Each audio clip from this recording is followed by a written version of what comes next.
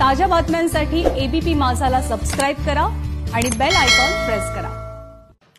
मराठा समाजाला ओबीसी समाजाच्या कोट्यातून आरक्षण न देता वेगळं आरक्षण द्यावं यासाठी आज अखिल भारतीय महात्मा फुले समता परिषदेच्या वतीने आंदोलन करण्यात आलं।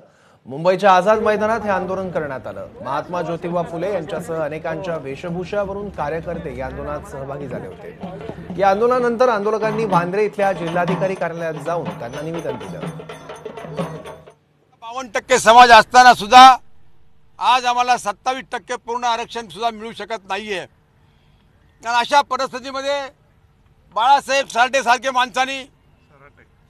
सारख्या माणसांनी ज्यांचं छत्रपती शाहू महाराज म्हणून एक प्रबोधिनी आहे, त्यांनी हे गायकवाड न्यायमूर्ती गायकवाडचं कंत्राट मिळवलं आणि त्याच्या माध्यमातून त्यांनी संपूर्ण राज्यभर दौरे करून ओबीसी कसे श्रीमंत आहेत याचे खोटे नाटे पुरावे कोर्टाला सादर केलेले आहेत।